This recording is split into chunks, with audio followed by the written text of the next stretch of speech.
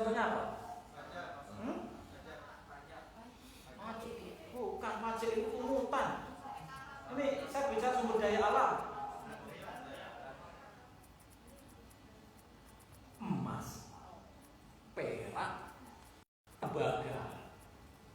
Butuh nggak negara itu terhadap komoditas mineral ini? Butuh, karena dia revenue generator, dia penghasil revenue.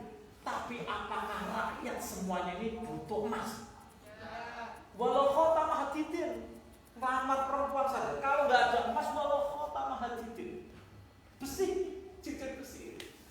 Jadi kalau bagusnya ya taksimia, tersiernya. Bahkan saya itu menganggap emas itu bukan hadiah ini, karena gadorunya ada hadiah, ada taksimia. Emas itu ya taksimia, kebutuhan sekunder, bahkan di atas, di bawahnya sekunder. Jadi kalau misalnya ngelamar dari situ, nggak ada emas ya boleh, cincin besi. Kalau nggak ada cincin besi, ya boleh seperangkat alat sholat, tapi ya teganya gitu. Seumur hidup seperangkat alat sholat. Saya ajarin kalian mahasiswa FEBI, bapak ini jangan mau. Jangan mau kalau ada cowok, saya mau terima apa adanya, jangan mau. Lu bapaknya saja itu membesarkan kalian itu dengan perjuangan. Bersusah payah, tiba-tiba ada cowok bukan siapa-siapa yang mau dia. Kenapa bapaknya aja ingin menyenangkan anaknya kok sekarang ketemu laki-laki tidak bertanggung jawab. Karena dengan tradisi begini, kita ini nggak bisa membaca ayat Al-Quran. Tidak bisa membaca ayat Al-Quran. Karena apa? Coba kalian baca itu. Di ayat Al-Quran itu, apa namanya, jika kamu mau menceraikan istri, wa in aradtum istibdala zaujin makana zaujin wa ataitum ihdahunna qintaran fala ta'khudhu minhunna syai'an. Jika kamu ini mau menceraikan istrimu kemudian menggantinya dengan istri lain, maka tidak boleh kalau kamu itu sudah memberikan mahar yang dirupakan di dalam Al-Quran itu qintaran. Qintaran itu apa? Harta yang banyak sekali. Fala ta'khudhu minhunna syai'an. Jangan kamu ambil sedikit pun. Misalnya nih ya, misalnya baik mengawini lalu, karena baik lukas tanya dulu maharnya apa? Ternyata setengah tahun kemudian cerai, maka nggak boleh alpat ini ditarik. Fala ta'khudhu minhunna syai'an. Nah sekarang kita bayangkan seperangkat alat sholat. Kalau kamu ceraikan istri kamu, nggak bisa dibayangkan ini mau ditarik. Jadi masa ini harus realistis. Besok-besok lagi kalau mau dapat calon suami, ya suami yang serius dan bertanggung jawab. Serius dan bertanggung jawab. Sekarang mungkin tidak apa-apa, bukan. Tapi kalian harus menanam keyakinan. Maksud cowok-cowok ini menanam keyakinan. Kayak saya dulu menemui mertua saya itu cuma ngomong begini. Bu, saya ini sekarang tapi saya ini punya cita-cita, saya punya keyakinan, saya punya masa depan. Sudah kalau ngomong yang meyakinkan begini kan nggak mungkin ini cowok biasa-biasa itu kira-kira punya masa depan. Saya mulai juga.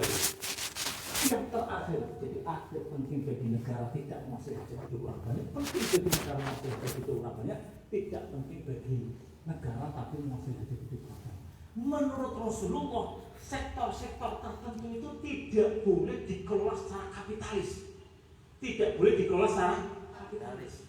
Tapi ya, ada sektor tertentu yang tidak perlu intervensi negara. Karena Rasulullah juga bilang, Rasulullah itu bersabda, ketika harga garam waktu itu naik, wah ini memberatkan. Kemudian sahabat itu meminta Rasulullah sebagai ulil amri, pemegang otoritas sendiri, itu untuk menstabilkan harga dengan cara apa? Matok harga, fix price. Rasulullah menolak. Innallaha, jawaban Rasulullah itu, innallaha huwal musair, yang menetapkan harga itu Allah. Ini kan hukum pasar itu. Biarkan ya, biarkan harga itu berdasarkan supply and demand. Jadi ajaran wasatiyah Qur'aniyah ini sudah dengan cara baik dituangkan di dalam konstitusi kita.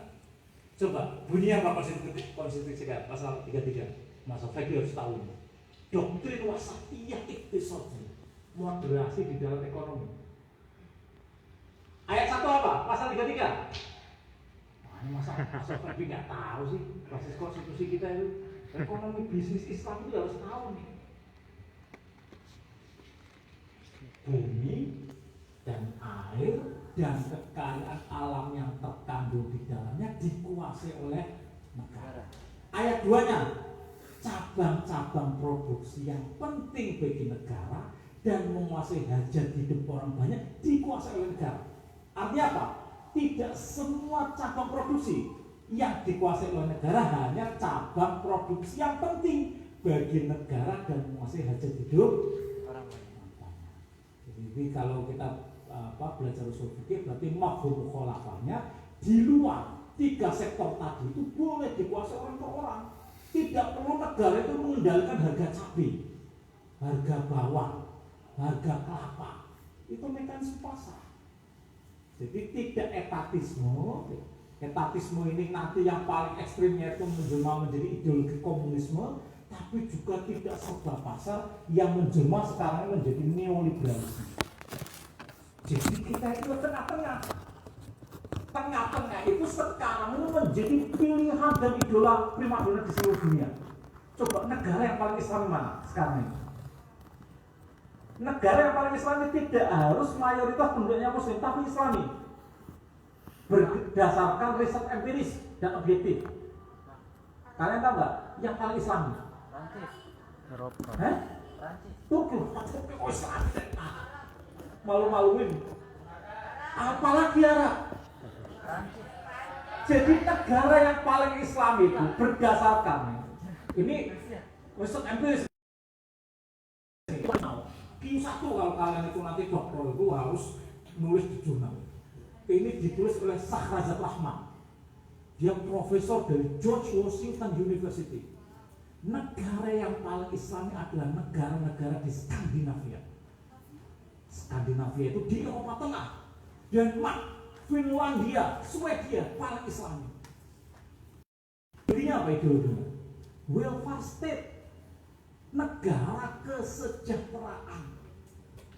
Negara kesejahteraan itu moderasi dari kapitalisme di satu sisi dengan sosialisme di sisi lain. Jadi berdasarkan Islamicity Index ya, indeks keislaman ada 113 Mbak.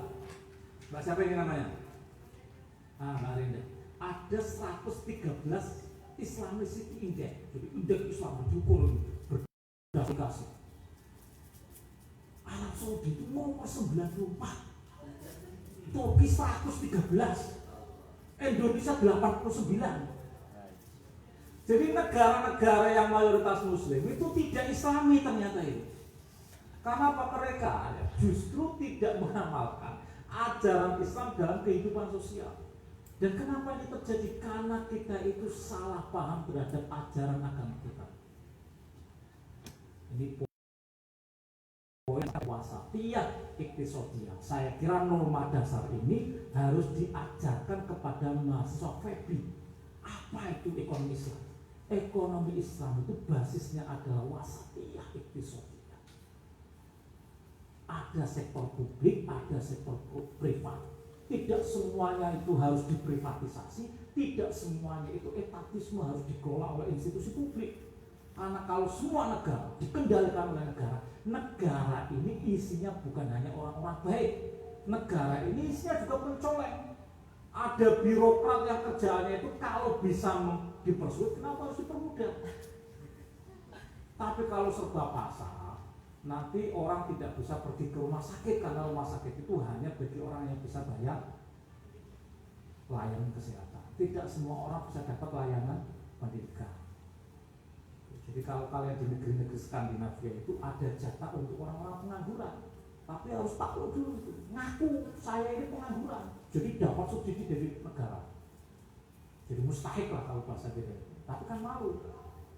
Kita ini dapat stempel orang miskin atau kita menikmati stempel orang miskin atau malah nyari-nyari surat keterangan miskin. Nah kalau kalian ini ideologinya masih dapat beasiswa. Dengan cara mendapatkan surat keterangan miskin ini ya menyalahi.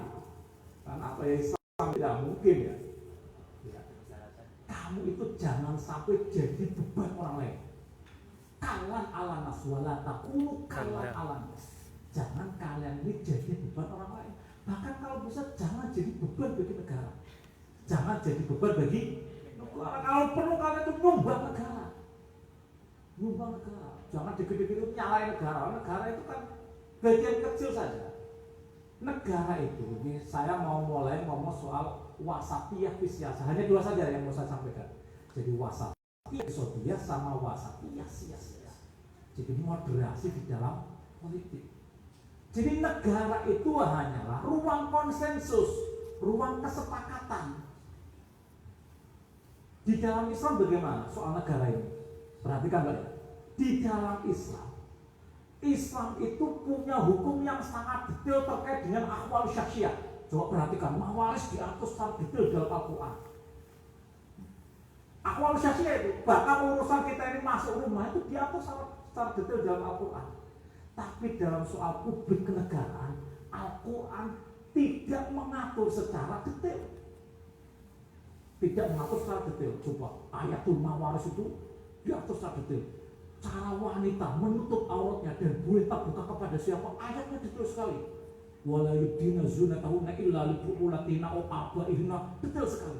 Tapi dalam soal siasat politik, Al-Quran tidak mengatur secara detail. Tapi yang diatur adalah prinsipnya. Apa prinsipnya itu? Keadilan. Innallaha ya'murukum an tu'addul amanati ila ahliha amanah.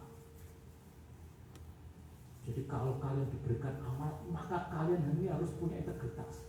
Allah memerintahkan innallaha ya'murukum bil 'adli wal ihsan. Kamu memutuskan sesuatu, putuskanlah dengan cara adil. Nah ini norma umum, tapi tidak baku.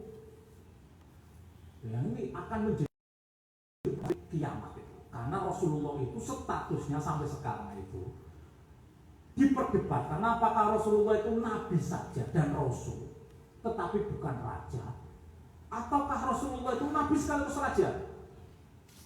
Karena yang dideklar oleh Allah, yang nabi sekaligus raja itu hanya terbatas. Siapa yang nabi sekaligus raja? Sulaiman. Doanya Rabbi firli wahabli mulkan la yanbaghi li ahadin min ba'di. Ya Allah, berikanlah aku kerajaan yang tidak ada lagi bandingannya untuk umat setelahku. Itu Nabi Sulaiman. Istrinya berapa Nabi Sulaiman? Hah? 1. Istrinya 1000. Nabi Sulaiman itu istrinya 1000. Jangan dipikir itu. Nabi Daud, Nabi sekaligus raja. Istrinya berapa? Kalian ini baca Al-Quran apa enggak sih? Tis'un wa tis'una na'jatan. Di 99 masih naksir istrinya pasukannya itu. Akhirnya jadi 100. Nah istri yang ke-100 itu lahirlah Nabi Sulaiman. Makanya Rasulullah itu pernah dikritik sama Yahudi. Nabi kok istrinya banyak. Nabi kok istrinya banyak. Kemudian Allah itu menurunkan ayat am yahsudunan nasa ala ma atahumullah min fadli faqad ataina ala Ibrahima wa Ismaila faqad ataina ala Ibrahima hikmata wa nubuwwata wa hikmah wa atainahum mulkan azima. Rasul Allah itu membantah ya. Orang-orang Yahudi ini kan suka ngintek sama Rasulullah itu. Nabi kok istrinya banyak. Kemudian coba kamu periksa sejarah itu. Nabi dari Bani Israel. Bani Israel itu berapa istrinya? Disebutin itu. Daud 1000. Sulaiman Daud 99, 100 jadinya Nabi. Ibunya Sulaiman yang ke-100. Kemudian Nabi Sulaiman 1000. Masa 1000 itu lebih banyak daripada 9. Di Rasulullah itu totalisnya berapa? 11 ya. Tapi yang dikumpulkan itu. Dan ini jangan keliru ya. Jangan dikit-dikit orang kalau mau poligami itu sunah Rasul.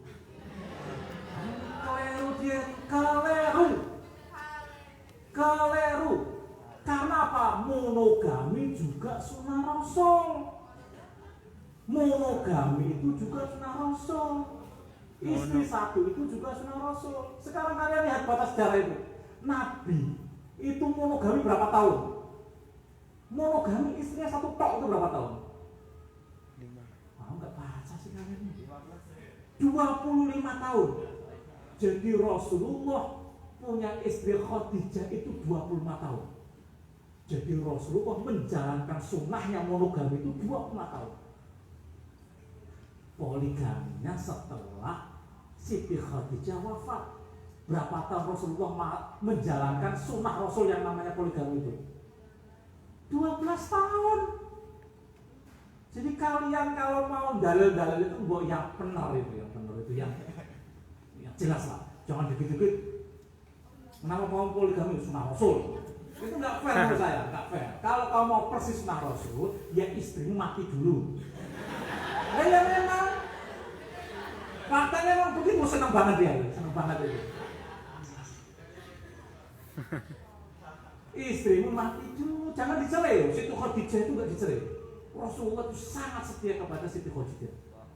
Sampai usia pernikahan mereka itu 25 tahun. Begitu itu kemudian Rasulullah itu dikasih hiburan, dikasih istri. Ada istri perjuangan, Saudah istri perjuangan, udah tua nggak menarik.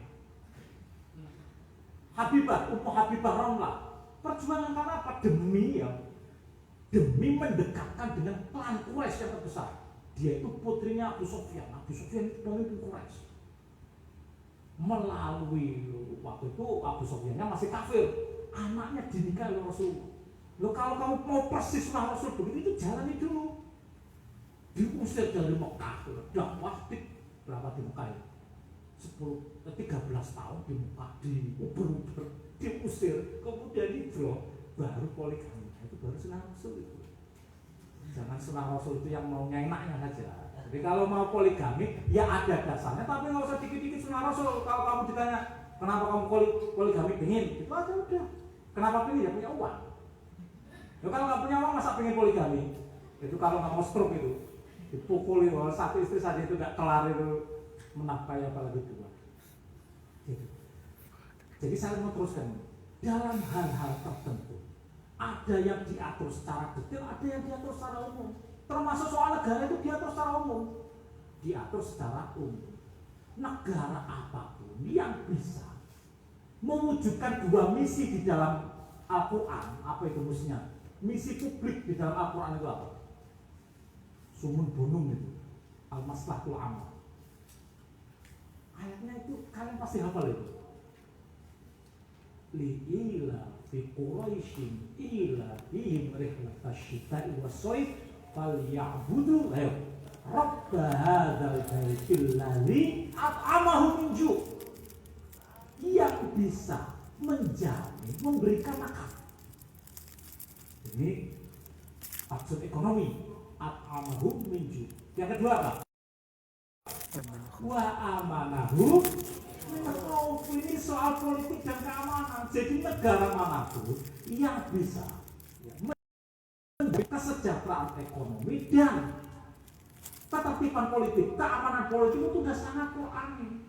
Gak perlu harus pakai nama khilafah, gak perlu harus pakai nama khilafah. Yang penting negara itu sudah bisa menyejahterakan masyarakat. Yang kedua bisa menjamin keamanan. Yang ketiga tidak boleh, tetap harus mengizinkan rakyatnya untuk ibadah. Sekali lagi, mengizinkan rakyatnya untuk ibadah itu. Karena itu dulu saya kasih tahu dulu ketika tahun 35 itu negara kolonial Belanda itu, dia ini kan negara penjajah. Tapi Ratu Wilhelmina itu tidak melarang umat Islam untuk menjalankan syariat Islam. Jadi munakaha boleh dengan fikih ya, dengan syariat Islam. Kemudian tidak melarang ibadah sholat. Kemudian bahkan memfasilitasi pelaksanaan ibadah haji. Itu ulama-ulama itu dulu tahun 36 menyatakan bahwa negara semacam itu sudah dianggap sebagai Darul Islam, tapi bukan Daulah Islamnya, Darul Islam, kawasan damai. Artinya di daerah itu ya, kemudian ada agresi dari bangsa asing, kita ini wajib untuk melakukan pembelaan. Nah sekarang saya mau tanya, gampang-gampang saja. Indonesia ini menurut kalian sudah masuk kualifikasi Darul Islam apa belum sekarang ini? Ayo, mana? Apakah Indonesia sudah masuk kualifikasi Darul Islam? Ah, siapa yang belum? Ayo angkat tangan. Dan kemudian apa argumennya?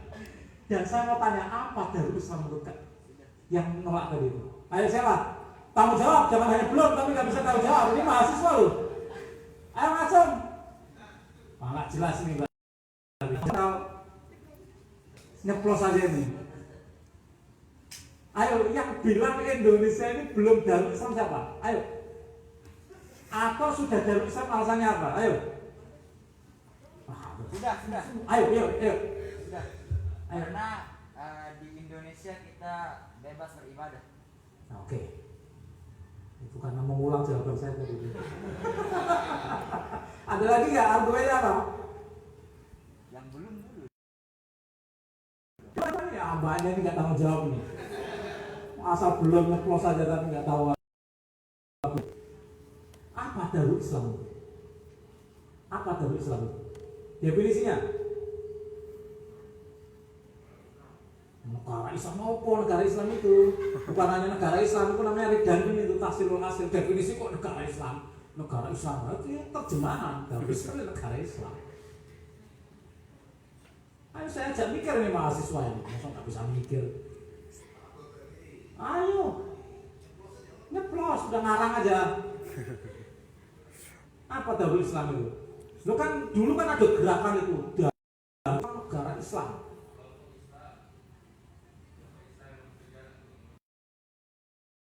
Nah, itu apa? Ditanya negara Islam itu malah ngomong Islamnya bertujuan negara Islam. Darul Islam itu apa kualifikasinya? Ajarannya Ini argumen fikih saja. Ini nanti kalian kalau bisa baca kitab, buka kitab Fathul Aziz, Syarhul Wajiz, karangannya Imam Rafi'i. Imam Rafi'i itu siapa? Pokoknya Imam Rafi'i lah. Gampang. Pokoknya Imam Rafi'i. Al-Wajiz itu kitab ringkasan fikih karya Imam Ghazali, tapi udah diringkas, udah diperluas lagi oleh Imam Rafi'i itu. Jadi Al-Wajiz kan Al-Basit, Al-Wasit, Al-Wajiz.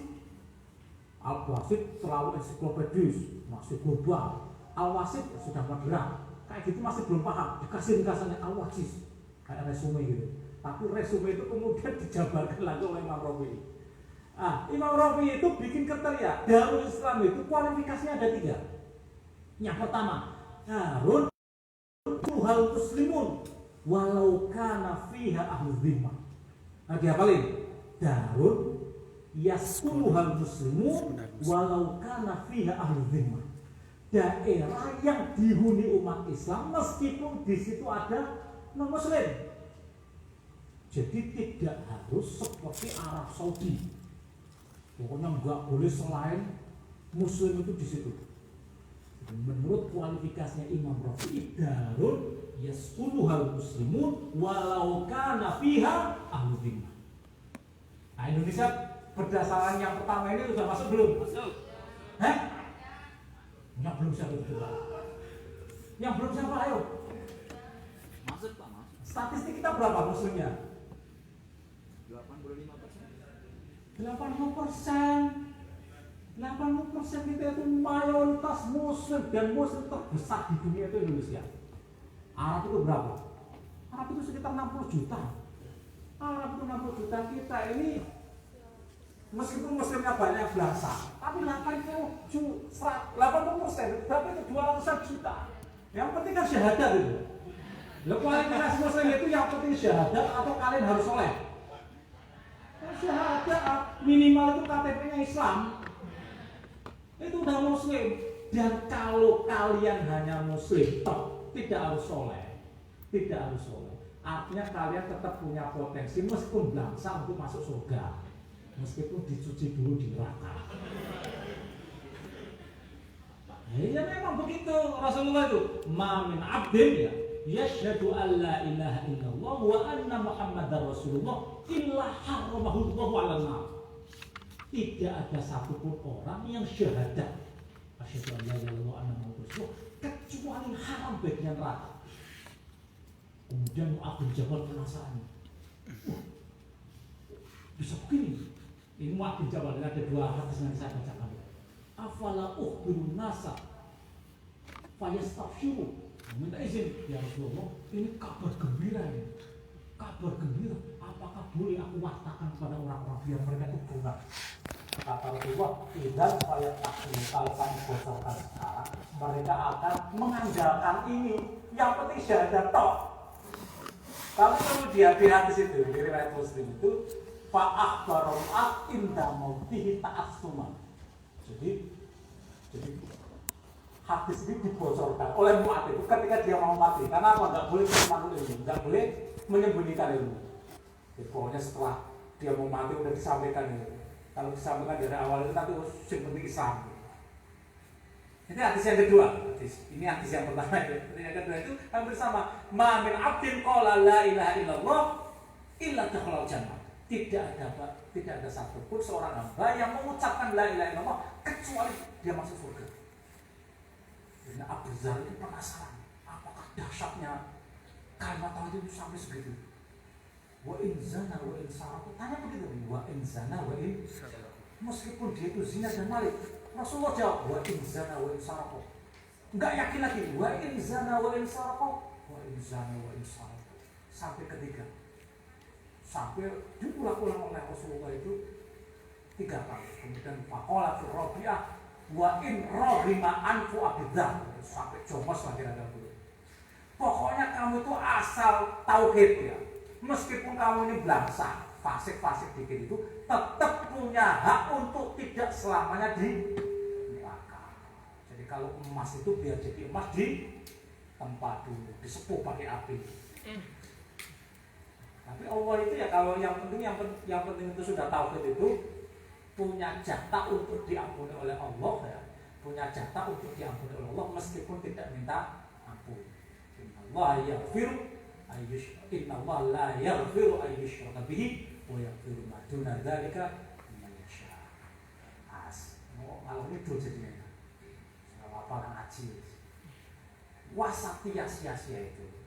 Ini yang bikin banyak mahasiswa itu tergelincir. Jangan sampai tergelincir ya. Jangan sampai tergelincir ini. Saya wanti-wanti mahasiswa jangan sampai tergelincir dengan khotbah-khotbah yang mengkutip Al-Quran tetapi tidak mengerti asbab nuzulnya. Misalnya ini banyak sekali mahasiswa yang didoktrin dengan ayat ini. Wa man lam yahkum bima anzalallah fa ulaika humul kafirun. Faulaika humul fasiqun faulaika humuz zalimun. Barang siapa yang tidak berhukum dengan hukum Allah, maka dia kafir, dia fasik, dia zalim.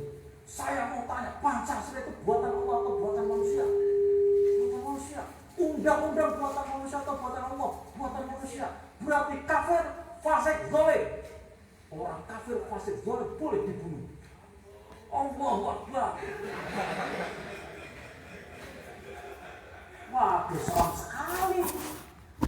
Kok bisa memahami ayat itu dengan seperti itu? Enggak memahami kitab-kitab tafsir. Ya kalau kalian lulusan SMA jurusan kimia, di doktrin begini tergelincir pasti. Pasti tergelincir. Saya nggak butuh waktu 10 menit untuk mendoktrin orang menjadi teroris itu. Cukup 1 menit. Masih lebih cepat daripada Amrozi. Karena ayat itu harus dibaca sesuai dengan proporsinya. Disinilah kita diajari untuk wasatiyah, diniyah wasatiyah, moderasi beragama. Kalau kita belajar kepada Imam Syafi'i, diajari kita kualifikasi ayat. Ada ayat am, ada ayat khos, ada ayat mutlak, ada ayat muqayyad, ada ayat muhkam, ada ayat mutasyabih, ada ayat nasikh, ada ayat mansukh. Diajari kita itu. Jangan mentang-mentang dapat 1 ayat kemudian merasa jadi ustadz atau ulama, merasa pantas menjadi anggota MUI. Inna lillahi wa inna ilaihi raji'un. Jadi banyak sekali musibah yang dialami umat Islam gara-gara tidak paham ajaran agamanya. Jadi satu-satunya kalau kalian mau ikut-ikut komentar soal Islam harus tafaqufidin. Kalau enggak jangan ikut komentar. Ya, kalau enggak paham Islam jangan ikut komentar karena ini menjadi awal dari penyesatan. Innallaha la yaqbidul ilma intiza'an yantazi'u minal abdi. Allah itu tidak pernah mencabut ilmu itu sekaligus. Walakin yanzi'ul ilma biqabdil ulama. Tapi Allah itu mencabut itu dengan mewafatkan para ulama. Hatta idza lam yubqi aliman, sehingga ketika tidak tersisa lagi orang alim, ittakhadhu ru'asa juhala. Mereka mengangkat anggota-anggota MUI itu jahil-jahil. Kira-kira begitu gampangnya. Mengangkat orang-orang jahil sebagai mereka. Fasu'ilu fa'aftu bi ghairi ilmin, kemudian mereka ditanya dan berfatwa tanpa ini. Fadhullu wa adhullu, mereka sesat dan menyesatkan. Muttafaqun alaih. Jadi kalian jangan gemar, jangan hobi, jangan gemar. Ikut-ikutan komentar soal Islam, apalagi nggak paham ilmunya. Kemudian dikit-dikit bid'ah. Ya setiap yang tidak dilakukan oleh Rasul itu bid'ah. Nah, kalau itu bid'ah semua. Kalau tidak dilakukan oleh Rasul itu bid'ah, berarti bid'ah semua. Kalian nggak mungkin paham Islam. Apakah di zaman Rasulullah itu ada mushaf? Siapa yang bilang ada? Mesti ini nggak pernah ngaji. Nggak pernah ngaji ini pasti. Kayaknya begini rusak ini. Di zaman Rasulullah belum ada mushaf. Mushaf itu baru ada di zaman, diinisiasi di zaman Abu Bakar atas inisiasi dari Umar, baru dikodifikasi di zaman Utsman. Makanya namanya mushaf Utsmani. Hanya bikin musibah bagi umat Islam itu begini. Jadi kalian kalau mau komentar soal Islam itu harus tafaqufidin. Nah, kalau kalian itu komentar soal ekonomi politik, jadi pengamat politik amatiran boleh lah. Tapi kalau kalian itu falyatabawwa final, ya kan ancaman itu jelas, man fasrol Qur'an birohi falyatabawwa ma'adu final. Berarti dia itu rasakan. Itu makanya harus belajar sama kiai kepada tuan guru. Ya. Kalau enggak ya sudah ikut saja kepada ulama, ikut kepada mayoritas. Kenapa? Ya Allah ma'al jamaah. Karena apa? Allah tidak mungkin menyesatkan umatnya itu. Komunitas itu enggak mungkin. Ya Allah ma'al jamaah wa man syadda ilan nar. Barang siapa dia itu merasa eksklusif, bikin kelompok eksklusif, yang lainnya sesat semua. Pokoknya kelompok saya yang kecil ini, yang padahal dia itu begitu dia. Faman syadda ilan nar. Jadi ini saja ya. Jadi wasatiyah sia-sia itu di tengah-tengah, bukan negara agama, bukan negara sekuler. Terus negara apa dong? Negara bukan. Karena negara bukan agama, bukan negara, tapi negara Pancasila. Dan negara Pancasila ini tidak persis ya, tapi punya referensi seperti negara Madinah yang diciptakan oleh Rasulullah. Rasulullah bikin negara Madinah, bukan negara Islam. Karena apa? Di situ masyarakatnya pulau. Juga bukan bikin negara etnis, bukan negara Arab, bukan negara berbasiskan suku. Misalnya Bani Nadir, kok ini kok ada Aus, ada Rasul. Tapi negara Madinah yang tunduk kepada konstitusi Madinah. Seluruh negara itu setara. Saya bacakan nih, saya masih ingat nih paragrafnya. Kalau kalian nggak bisa ngapalin, nggak apa-apa, dengerin saja. Bismillahirrahmanirrahim. Hadza kitabun min Muhammadin Nabi sallallahu alaihi wasallam bainal mu'minin wal muslimin min Quraisy wa Yathrib wa man tabi'ahum wa lahaqa bihim wa jahada ma'hum innahum ummatun wahidatun min dunin nas. Innahum ummatun wahidatun min dunin nas. Mereka itu satu warga negara. Mereka itu satu warga negara. Padahal di situ jelas ada Yahudi. Ada banyak kuat diikat oleh Rasulullah di dalam piagam Madinah sebagai satu warga negara. Sehingga ketika Yahudi itu diusir dari Madinah, seperti diabadikan dalam surat Al-Hasyr itu bukan karena agamanya, diusir karena dia melanggar konstitusi, diusir karena dia melanggar kesepakatan. Nah, Pancasila itu kesepakatan muahada wataniyah. Jadi kalau ada orang menentang kesepakatan menurut referensi dia boleh diusir. Tapi sekarang ini yang mengusirnya itu bukan mengusir orangnya tapi pemikirannya. Jadi ideologi kayak Hizbut Tahrir ya, khilafah itu harus kita usir. Jadi saya mendukung langkah pemerintah membubarkan HTI. Kalau ada aktivis HTI di sini, mau saya debat. Mau saya debat sampai subuh saya siap. Ya, gitu ya. Jadi ngomong.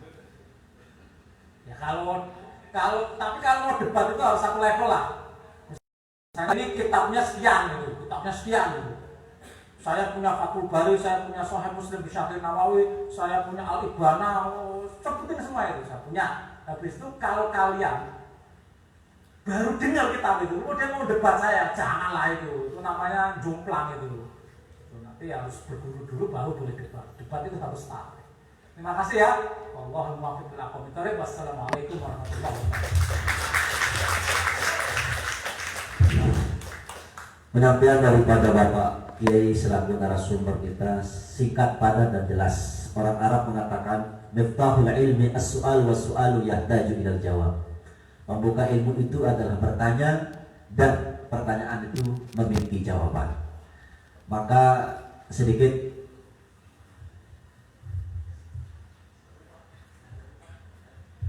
Pak narasumber, ini kita kan lagi sebentar mau puasa Ramadan ini. Kalau berbicara wasatiyah diniyah ini berarti kita berbicara tentang pelaksanaan ibadah tarawih juga. Imamnya itu ada yang versi Cidomo, ada yang versi kapal laut, ada yang versi pesawat. Nah, kira-kira berlaku enggak di mahasiswa itu memilih imam yang wasatiyah di tarawih ini, Pak narasumber? Mungkin langsung dijawab Pak narasumber.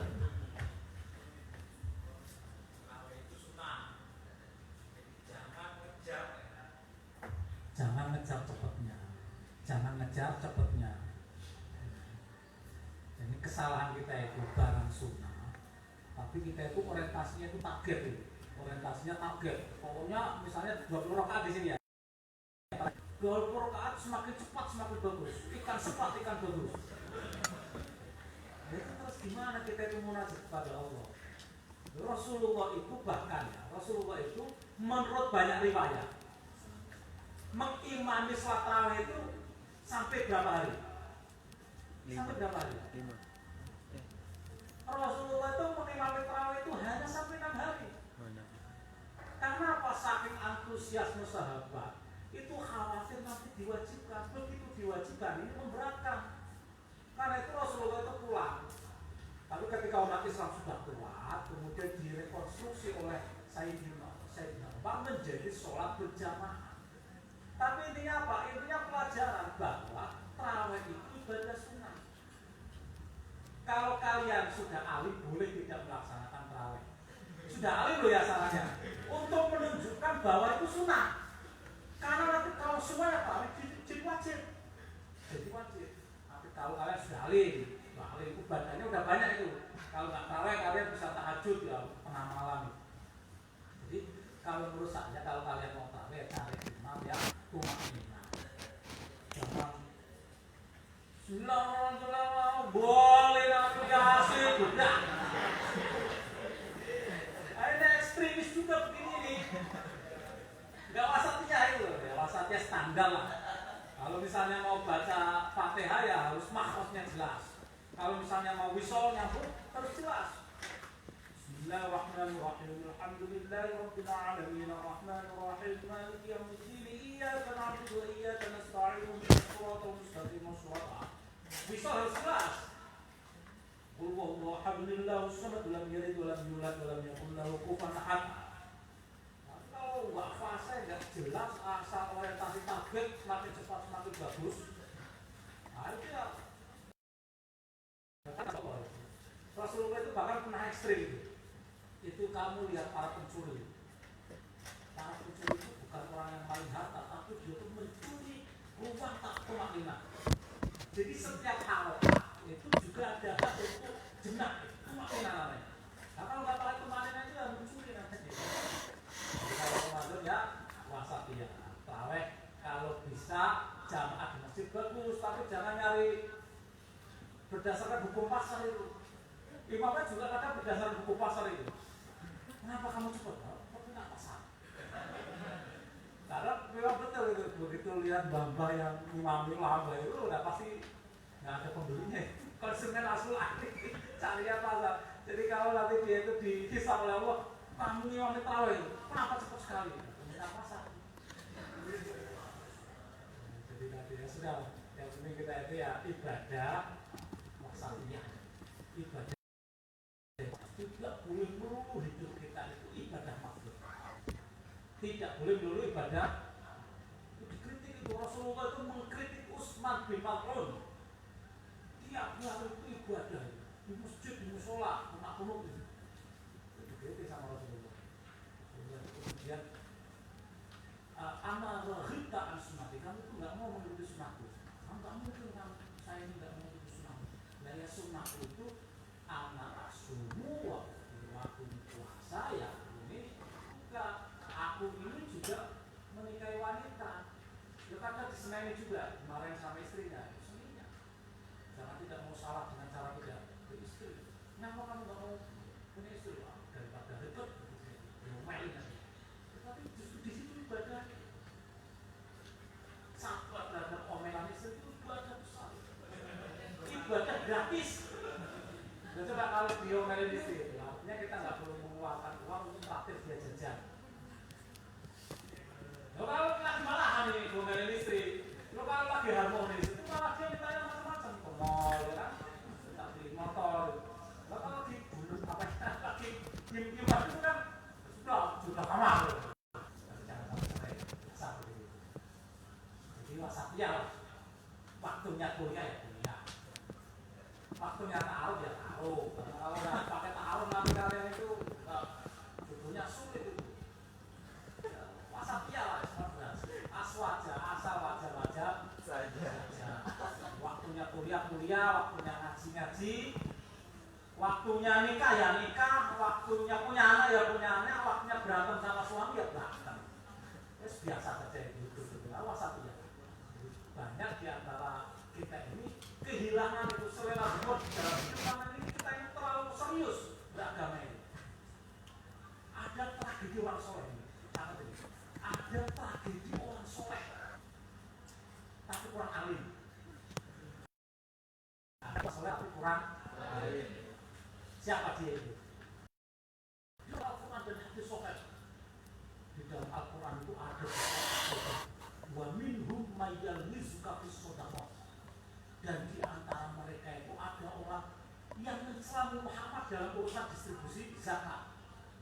Coba baca hampir semua kitab tafsir, siapa man di sini? Wa minhum man, orang yang Rasulullah itu protes. Siapa namanya itu orangnya? Coba baca tafsir Qurtubi, baca tafsir Tabari, baca tafsir Bukasir. Man di situ adalah Dzul Khuwaisirah At-Tamimi. Siapa? Dzul Khuwaisirah At-Tamimi.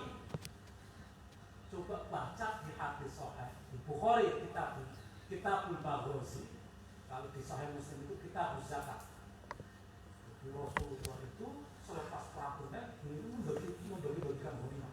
Tiba-tiba ada orang datang, faja'a rajulun ghairu aini. Jadi itu disebutkan dalam hadis itu. Cekung matanya, nasyiful jabah, jenong jidanya, musyriful wajnatain, menonok apa namanya, kelapanya itu akan menonjol. Nah ini yang lazim ini, yang kasfuliyah, lebat jenggotnya. Kemudian makhluk poros, lontos kepalanya. Satunya musyammaru iza, tingkang celananya. Siapa namanya? Dzul Khuwaisirah At-Tamimi. Gundul, jenggotnya panjang, celananya singkat. Namanya Dzul Khuwaisirah At-Tamimi. Orangnya soleh. Tapi bodoh, masa Rasulullah diajari tidur ya Muhammad, berlaku adil wahai Muhammad. Rasulullah ini Abdul Khalqi wal Khalaiq, dia ajar tidur ya Muhammad. Umar ini orang radikal itu, lihatlah begini gemes ini. Tidak ini Abdul Khalqi, biarkan aku penggal lehernya. Kata Nabi itu jangan. Ma'adallah ayat hadan nas anni aktul ashabi. Apa kata bikin memindai, ditandai orang ini. Inna min dhibbi hadza qaumun yaksuna kitaballahi rabba ya apa namanya? Yaksuna kitaballahi rabba yamruquna min ad-din kama yamruqu sahmun narmiyah. Kelak dari jenis orang ini akan keluar orang-orang yang membahasai Biblinya itu dengan bacaan Al-Quran, tapi yang berhubungan dengan din kama yang berbesar menarung, tapi dia itu keluar dari agama seperti keluarnya panah dari musuh. Ini tahun 89 Hijriah. Kelak tahun 37 anak buahnya sesuai profesi Rasulullah menjelma menjadi kaum Haruriyah alias kaum Khawarij. Haruriyah kenapa disebut Haruriyah? Karena dia bikin markas 32 km dari Irak di lembah Harurah, makanya disebut Haruriyah. Nama lainnya Khawarij karena dia keluar mengkafirkan Ali sekaligus mengkafirkan Muawiyah. Dilobi oleh Bapak didatangi dan deskripsinya Bapak itu pasti sekali. Wa ataitu bikome lam arafatu asyad istihadan minhum. Aku tidak pernah mendapat kaum yang ketekunannya dalam ibadah itu melampaui mereka. Jadi kuat itu urok alaihim, itu disebutkan itu musahamatul wujuhum minas sahab. Mukanya itu pecah itu gara-gara begadang malam tahajud terus. Aidihim ka'annahum sufrul ibil, tangannya itu seperti akalan, kayak apa? Sakit akalan. Alaihim khumusul muraqasah, baju-bajunya itu singkat. Itu apa yang deskripsikan? Tapi mereka disabda oleh Rasulullah yang berkurang din karena yang berbesar menarungnya. Bacaan Al-Quran mereka itu nggak ada apa-apanya dibanding kita itu nggak ada apa-apanya dibanding mereka. Puasa kita nggak ada apa-apanya, bacaan kita nggak ada apa-apanya, sholat kita nggak ada apa-apanya. Mereka itu divonis oleh Rasulullah apa namanya keluar dari agama seperti keluarnya anak panah dari busuk. Dan Khawarij itu hobinya apa? Takfir. Pokoknya pelaku dosa besar itu kafir. Bikin itu kafir pokoknya. Kopar kafir itu yang mereka itu orang sholat tapi senangnya itu ngafirin orang lain. Saya jenazah itu kan menantu terkasih Rasulullah. Orang pertama yang masuk Islam itu dianggap kafir. Itu kemudian juga yang mengeksekusi Sayyidina. Jadi kalau soleh harus alim. Kalau alim harus soleh. Tapi kalau terpaksa milih salah satunya, yang penting alim dulu. Ilmu mendahului amal. Soalnya kalau kalian kagum soleh, nggak punya ilmu, nanti gampang menyesatkan orang lain yang nggak sama dengan kita itu dianggap. Kalau nggak pakai cadar berarti dia itu buruk. Kalau nggak pakai jubah berarti dia itu buruk. Nah itu kita pola. Itu yang kita.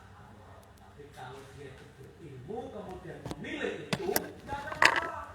Tidak ada masalah.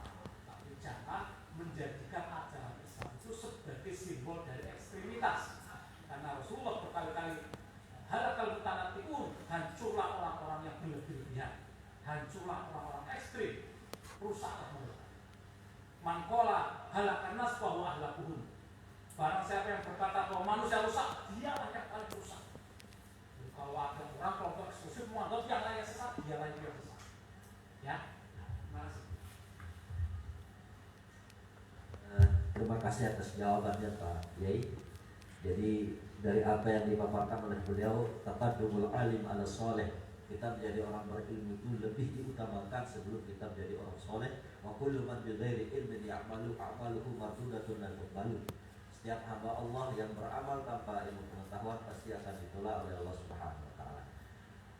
Kepada para audiens yang ada di ruangan ini, mungkin 2 orang kita persilahkan untuk bertanya dulu ke Bapak Yai.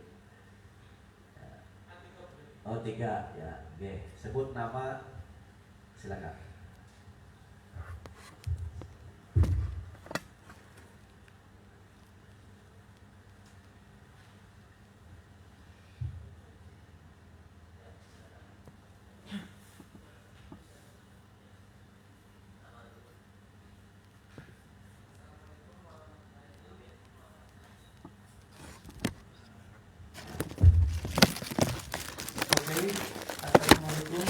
warahmatullahi wabarakatuh.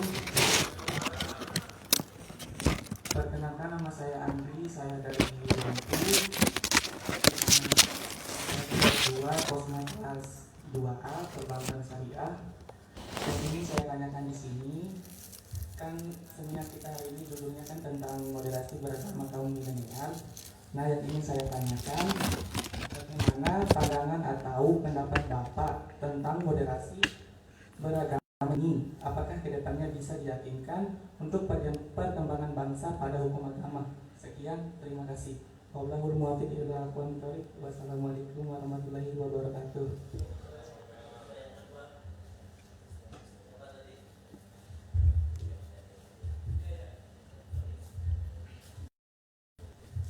Assalamualaikum warahmatullahi wabarakatuh. Nama saya Wahyu Sabta Pratama Putra, jurusan Ekonomi Syariah semester 6. Di sini saya ingin bertanya, Pak Dokter, pernah terjadi di desa saya waktu orang mau berbuka puasa. Nah, di sana itu ada santri atau masyarakat yang kelaparan waktu itu. Sedangkan yang jadi imam ini setelah minum dan memakan kurma langsung mengajak sholat, sedangkan santri ini merasa lapar. Apakah boleh ditinggalkan atau gimana itu? Dan juga di sini saya ingin bertanya yang kedua, yaitu mana lebih kita dahulukan, apakah kita menolong orang atau kita sholat, sedangkan orang yang akan kita tolong ini dalam keadaan yang sangat mendesak dan butuh pertolongan saat itu. Soalnya ada buku yang menjelaskan bahwa apapun yang terjadi kita tidak boleh meninggalkan sholat. Sekian dari saya. Assalamualaikum warahmatullahi wabarakatuh.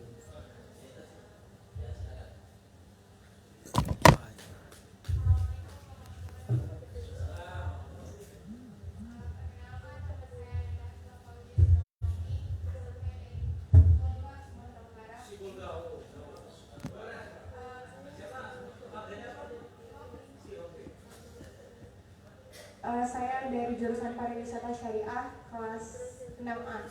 Di sini saya begitu menarik tadi, Allah tidak akan menyesatkan secara komunitas. Pertanyaan saya yang masih mengganjal nih Pak di hati saya, mungkin ada kaitannya atau tidak, yang penting saya tanyakan karena masih mengganjal. Pertanyaan saya, bagaimana dengan penganut Syiah? Kan dia secara komunitas. Lalu bagaimana dengan perayaan Asyura yang dimana di bulan Asyura ini para penganut Syiah itu melukai dirinya sendiri dengan dalih sebagai ibadah? Agar tidak radikalisme, Pak, mohon penjelasannya. Terima kasih. Assalamualaikum warahmatullahi wabarakatuh.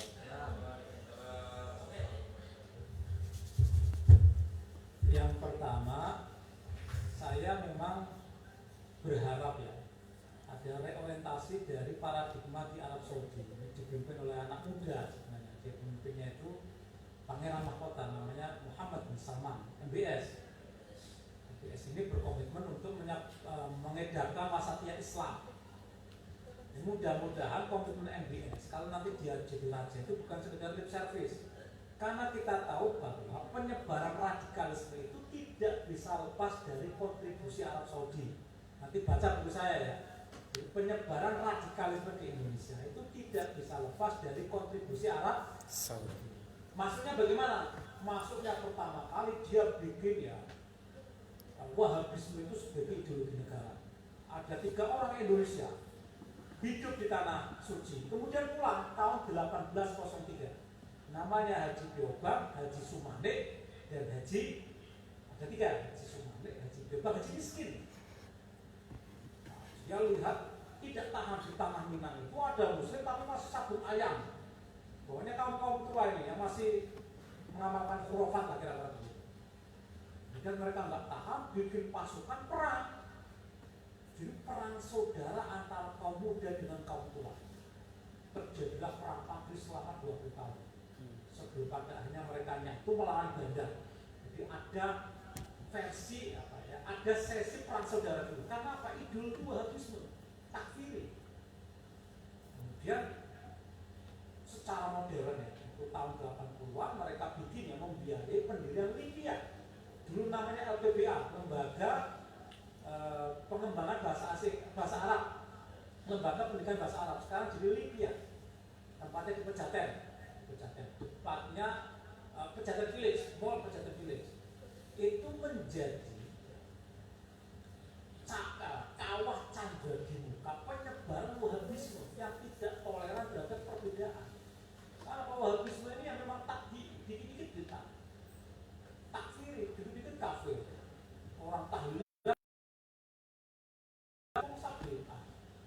orang kafir 70 tahun gara-gara la ilaha illallah 70 dosa kekafirannya itu dihapus. Lah ini orang baca tahlil gara-gara sambil tenggelam itu dianggap kafir atau bid'ah. Walaupun bid'atin dolalah, walaupun dolalatin pindah. Itu sebenarnya. Jadi jangan mengikuti itu, jangan mengikuti itu. Ini oleh Arab Saudi sekarang sedang direkonstruksi, sedang